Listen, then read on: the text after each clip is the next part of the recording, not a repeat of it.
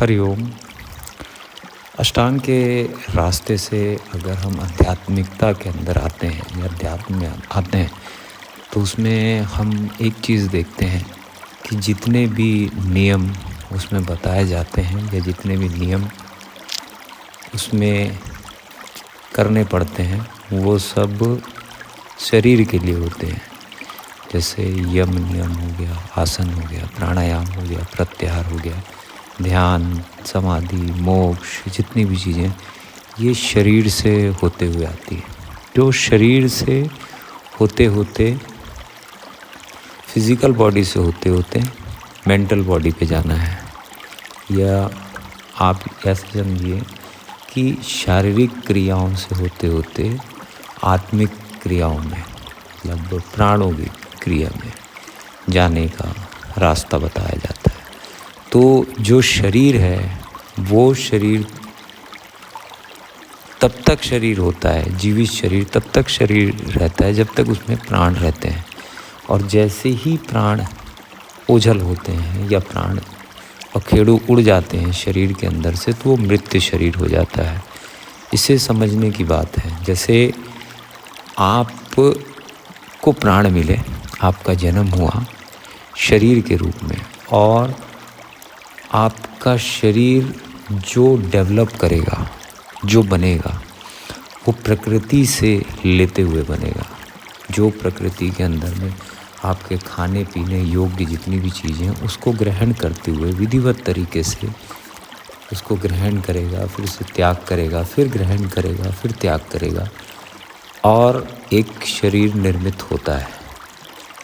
इन पूरी क्रियाओं में प्राण शेष रहते हैं, मतलब प्राण रहते हैं, लेकिन ये जो क्रिया होती है ये बाहरी तल पे चलते रहती है।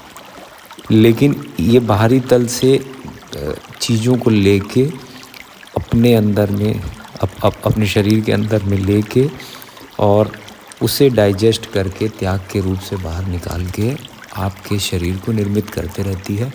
और शरीर को निर्मित करते करते चेतना का भी उसमें डेवलपमेंट होता है। चेतना मतलब ब्रेन, उसका भी डेवलपमेंट होता है और शरीर का भी डेवलपमेंट होता है। अब जो योग अभ्यास होता है या अष्टांग का जो रास्ता होता है वो इन्हीं चीज़ों को स्पष्टीकरण देने का मतलब होता है।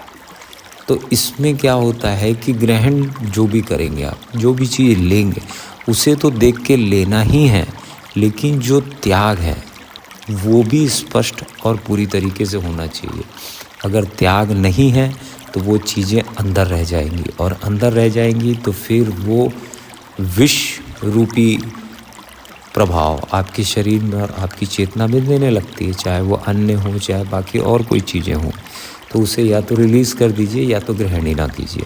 लेकिन अब इसके साथ साथ ये जो शरीर है ये गति का हिस्सा बनता है। फिर कि आपका जन्म हुआ, फिर जीवन होगा, फिर मृत्यु को प्राप्त होगा, तो इनके बीच में बहुत सारी शाखाएं निकलनी शुरू होती है। फिर जैसे बाल अवस्था होती है, बाल अवस्था के अंदर में आपको बहुत सारी चीज़ें पसंद रहती हैं और आपको खिलौने इत्यादि पसंद होते हैं, खेलना पसंद होता है। फिर वो बदल के जब आप युवा अवस्था में आते हैं तो बहुत सारी चीज़ें बदल जाती हैं। फिर आपको थोड़ी सी समझदारी आती है, फिर आपकी उत्तेजना की बातें भी समझ आने लगती है। फिर उसके साथ साथ में फिर आप आगे जैसे जैसे बढ़ते जाते हैं वैसे वैसे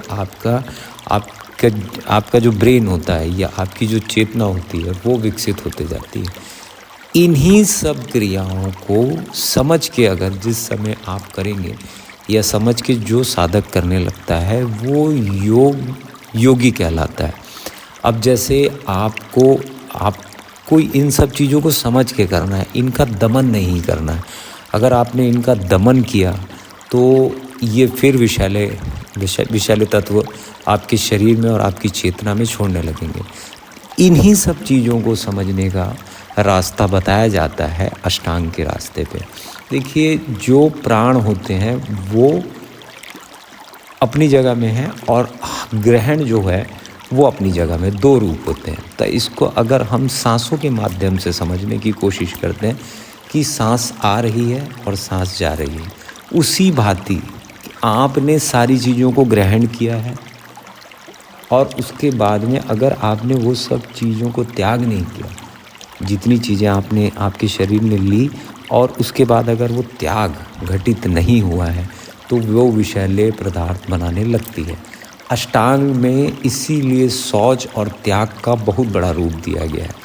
यही तंत्र में सिखाई जाती है बातें कि आपको शिव और शक्ति के बीच में आपका जीवन है, शिव और शक्ति के बीच में आपका जीवन है और इसी के बीच में ही ये पूरी प्रकृति चलती है और आपकी प्रकृति आपके अनुकूल चले। तो आपके अनुकूल तभी चलेगी जब आपको उसको कंट्रोल करना आएगा, और जैसे ही उसे कंट्रोल करना आ जाता है तो आप एक अच्छे तांत्रिक हो सकते हैं। लेकिन एक अच्छा योगी ही एक अच्छा तांत्रिक होता है। वो क्यों होता है वो भी बता देता हूँ। क्योंकि वो शौच और त्याग को पूर्ण रूप से समझ के करने लगता है। जैसे मैंने आपको बताया कि ये जो सांस है, एक बार इसे मान लीजिए कि ये शक्ति है। ये जो सांस आई ये शक्ति है, और ये जो त्याग जा रहा है, ये जो सांस बाहर आ रही है, ये शिव है। तो इसी के बीच में जीवन है। सांस का आना और सांस का जाना, ये कोई भी एक क्रिया से तो प्राण चलेंगे नहीं। प्राण तो दो क्रियाओं से ही चलेंगे ना। सांस का आना और सांस का जाना, ये दो क्रिया है। सांस का अगर आके भी रुक जाती है सांस तो मृत्यु घटित हो जाएगी। सांस बाहर गई और दोबारा नहीं आई तब भी मृत्यु घटित होगी। तो ये जो ग्रहण होता है, जो हमें प्रकृति से मिल रहा है, ये शक्ति है, और जो त्याग है वो शिव है। तो त्याग जितना स्पष्ट होगा योगी के शरीर में या तांत्रिक के शरीर में, जितना ज़्यादा गहरा त्याग घटित होगा उतना ज़्यादा खाली होते जाएगा। और जितनी ज़्यादा शरीर और चेतना त्याग को अपनाते जाएगी, उतनी ज़्यादा आंतरिक रूप से प्राणों के ऊपर से और शरीर के ऊपर से आपका तनाव हटता जाएगा। यही बताया जाता है योग के रास्ते में, तंत्र के रास्ते में, और किसी भी सिद्धि में या किसी भी तपस्या में या कोई भी चीज़ों में यही बताया जाता है। लेकिन इसको भी विधिवत तरीके से करना। इसका मतलब ये नहीं कि मतलब आपने एक जगह बैठे और उसके बाद त्याग को साधने लग गए, सिर्फ सांसों को ले कम रहे हैं और छोड़ ज़्यादा रहे। नहीं, आपको इसको समझना होगा, बहुत गहराई से समझना होगा कि ये त्याग धीरे धीरे कैसे घटित होता है। धीरे धीरे जैसे जैसे त्याग घटित होते जाएगा, आपका जीवन रूपांतरित होने लगेगा, और रूपांतरित होते होते आपको ये चीज़ समझ आने लगेगी कि कोई भी चीज़ को पकड़ना और उसे छोड़ना भले संसार के लिए बहुत जटिल कार्य होगा, लेकिन एक योगी या एक साधक के लिए बहुत सामान्य सी वस्तु हो जाती है। उसी के अंदर में मोह आ जाता है, उसी के अंदर में प्रेम आ जाएगा, उसी के अंदर में हर एक वस्तु हो जाएगी जो हमारे को बांध के रखी हुई है। इसी के अंदर में सब चीज़ें आती हैं। इसको समझने की कोशिश करिएगा कि जो प्राण हैं वो आपके हैं सिर्फ, और जितनी भी चीज़ें आपने ग्रहण की है या जितनी भी आपको प्रेम देखें या कोई भी चीज़ें जो देखेंगे, वो सब चीज़ें प्रकृति से मिली हुई हैं और प्रकृति में एक दिन नष्ट हो जाएंगी। लेकिन आपको अगर ऐसा समझाया जाएगा तो आप उसे त्याग को ज़बरदस्ती करने लगेंगे। आंतरिक रूप से किया गया त्याग, समझ के किया गया त्याग फलीभूत बहुत अच्छा होगा। तो इन सब चीज़ों पे सबसे जो मेन अहम जो रास्ता होता है अष्टांग के रास्ते पे त्याग का होता है।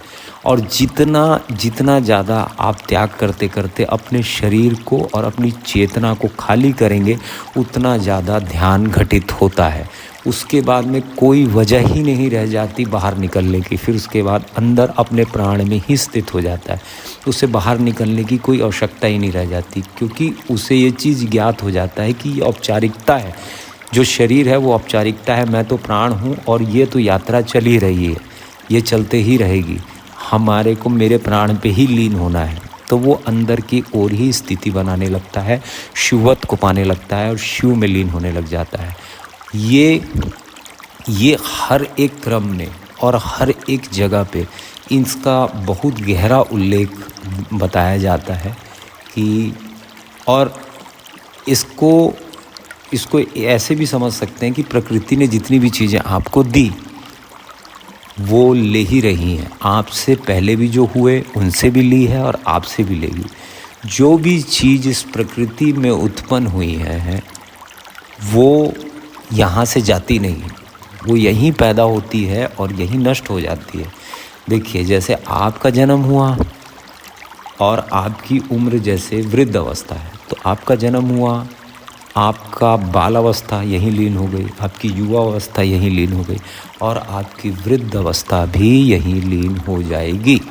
आपको सिर्फ ये चीज़ें देखना है कि आपके जो प्राण हैं, आपके जन्म में भी वही थे, जीवन काल तक भी वही थे, और मृत्यु किसकी होगी? आपके शरीर की होगी। ये ज्ञात कब होगा? जब आपने त्याग को घटित करके अपने प्राणों को शेष रख के जो शिव का अंश है उसके ऊपर काम किया, तब आपको वो चीज़ समझ आएगी। यही अष्टांग का मूल मंत्र है और यही तंत्र का मूल मंत्र है और इसी में ही प्राणों में ही लीन हो जाता है। इसीलिए देखना कि जो योगी होते हैं या जो सन्यासी होते हैं या जो संत होते हैं वो अपने शरीर के बहुत ऊपर उठ जाते हैं। ये जो क्रियाएं हैं ये शरीर की हैं, और शरीर का एक हिस्सा मानता हूँ मैं मन को, और मस्तिष्क को भी मैं उसी का हिस्सा मानता हूँ। प्राण बिल्कुल विपरीत घटना है। प्राण शेष रहेंगे, लेकिन अगर प्राण चले गए आपके शरीर से तो आपका मन और आपका मस्तिष्क, आपके कार्य, आपका मोह, आपका प्रेम, आपका कर्तव्य सब तत्क्षण यही नाश हो जाता है। तो जो प्राण चल रहे हैं, और प्राण किससे चल रहे हैं? ये जो सांस आ रही है और ये जो जा रही है, दूसरे में अगर आप खड़े होने लगे, मतलब सांस लिए, त्याग में अगर ज़्यादा, लेकिन इसकी प्रैक्टिस नहीं करना है। जब आप योग अभ्यास करेंगे, इसकी योग अभ्यास में त्याग को दूसरे नंबर के बारे में जो मैंने आपको बताया है उसके प्रति एकदम सजग होके और एकदम क्लियर होके आपको उसके ऊपर कार्य करना पड़ेगा। और ये इसके ऊपर कार्य हो रहा है, ये ऐसे समझ आने लगेगा कि जैसे मैंने आपको बताया है कि त्याग जो है, जो पूरी दुनिया के लिए बहुत मुश्किल है, या कोई भी कार्य है, वो आपको बहुत आसानी से और एकदम सिंपल तरीके से समझ आने लग जाएगा। तो ये एक सांसों की क्रिया के साथ में मैंने कोशिश की है कि आपको अष्टांग का मूल मंत्र बताऊं। तो त्याग जो होता है उसको देख के करना है, और त्याग पूरे शरीर के अंदर में घटित करना है। तो पूरे शरीर के अंदर में त्याग सिर्फ सांसों का नहीं होता। त्याग मतलब ग्रहण तो आपके पूरे शरीर ने किया है ना चीज़ों को। जो सांस आती है वो तो सिर्फ फेफड़े या पेट तक को तो नहीं चलाती, उसने आपके पूरे शरीर को चलाया है। तो योग अभ्यास के माध्यम से चेतना और ऊर्जा आपके पूरे शरीर में चलेगी, और पूरे शरीर पे चलने के साथ साथ में आपको वो सांसें और आपकी क्रिया, योगिक क्रिया या आसन की क्रिया वो होगी, वो कितने स्पष्टीकरण से और कितने स्पष्ट तरीके से त्याग के रूप में जा रही है, उसे देखना होगा। उसके बाद में फिर जब आप शांत बैठेंगे या शवासन पे बैठेंगे, तब आपको पूर्ण अनुभव होना चाहिए कि त्याग जो है वो बिल्कुल घटित हो रहा है। और मैं त्याग करने के, जैसे ही आप त्याग करेंगे, एक चीज़ और होगी आपके साथ में या साधकों के साथ में होती है कि उसे खालीपन के साथ साथ में आराम का अनुभव होता है। एक शीतलता आते जाती है, और शीतलता आते के साथ में उसे नींद आने लगती है, या उसे आराम करने की आवश्यकता लगती है, या उसे लगता है कि अब मुझे आराम करना चाहिए। ऐसी बहुत सारी घटनाएं होती हैं। ये मैं अपने एक्सपीरियंस से बता रहा हूँ, कुछ एक्सपीरियंस आप अपने भी बताइएगा। लेकिन ये पूर्ण रूप से अगर आप इसे करते हैं तो अष्टांग में सिर्फ ध्यान का नहीं, इन सब चीज़ों का पूर्ण रूप से लाभ मिलता है। आंतरिक, शारीरिक, मानसिक और फल परिणाम इसके इतने ज़्यादा सुखद आते हैं कि आप एकदम भाव विमत हो जाते हैं और आपको फिर समझ आने लगता है कि मैं आत्मा हूँ या प्राण हूँ, मैं सिर्फ शरीर नहीं हूँ। हरिओम। मैं योगाचार्य शिवाय, डॉक्टरी naturopathy and yoga science. Her her Mahadev.